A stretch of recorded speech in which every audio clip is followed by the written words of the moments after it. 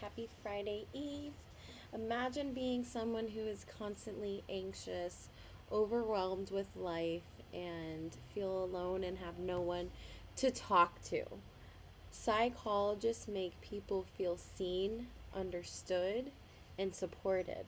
And they do this every day as their career, and that's what inspires me to pursue this career. Today I'm going to share what psychologists do, the education, and the skills the job requires, the advantages and challenges of the profession, and finally, why this career is so deeply personal to me and why I desire to be a psychologist. To start, psychologists help people feel, think, and study how they behave. According to the US Bureau of Labor Statistics, psychologists help people understand emotional or behavioral patterns and work towards healthier lives. There are different kinds of psychologists. There are clinic psychologists, clinic and counseling psychologists. There are school psychologists who work with children learning developmental or behavioral needs. There's even forensic psychologists that work with jury trials. Psychologists work in many different places: schools, clinics, hospitals, private practices, and even through telehealth. The daily work includes doing therapy and creating treatment plans, communicating with families or teachers, and documenting progress so clients can keep moving forward.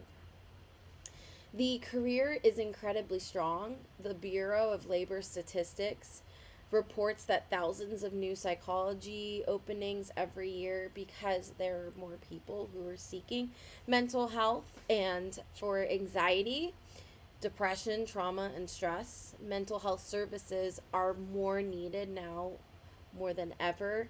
I believe that there's more cases of anxiety than there ever was, and thanks to technology, but that's a different topic. When it comes to earnings, though, psychologists can make a stable income depending on where they work. According to learning.org, school psychologists can earn up to around 80,000 a year, and clinical counseling psychologists can often earn starting at 90,000 to six figures, with higher salaries available in some specialized settings. The education for psychologists requires a lot of dedication.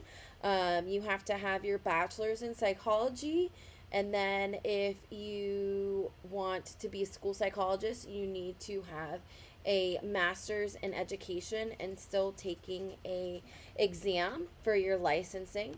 If you want to be a clinical and counseling psychologist, you need to have your master's as well, your bachelor's as well, and you have to have either a PhD or a PsyD in order to be supervising and having these sessions, clinical sessions with clients.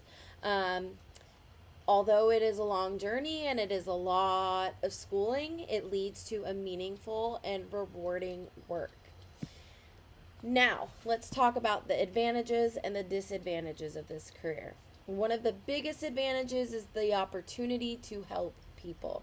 You get to witness the growth, health, and confidence and transformation in people who may have struggled for years. You get to be part of someone's emotional and mental health breakthrough.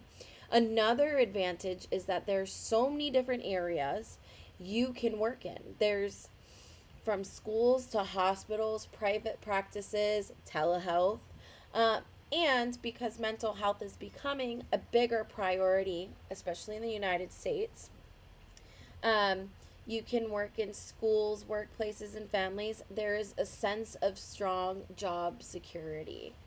But like any other career, there are challenges.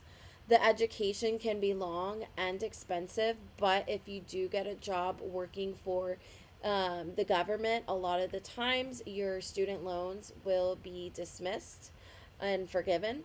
Along with working at a Title I school as a school psychologist, your loans can be also forgiven. But also listening to people's emotions a lot can be heavy for the psychologist's mental health. So it's important to set those boundaries and make sure that you are maintaining your self care as a psychologist. The American Psychological Association mentions that the earlier career of psychologists sometimes struggle with burnout because it's so new and it's hard for them to balance their workload and their rhythm in the field. But unlike any other job, any new job is going to, of course, have its trials and errors, and it's going to be a bit nerve wracking in the end, but you just push through and then it's fine. But even with these challenges, the rewards of helping someone also can help transform their life and outweigh the difficulties. Like I said, any new job that you start is always going to be stressful in the beginning. Um, and now I want to share why this career is so meaningful to me personally. I grew up with ADHD and anxiety that went undiagnosed for years. In my in my Latino family, um, mental health wasn't something that we talked about, and it wasn't something that anyone just didn't care about. It just wasn't recognized or understood. Also, they did not have the tools that they use to diagnose people, and women also tend to be able to hide any symptoms of ADHD or autism or anxiety. We're known to hide things easily.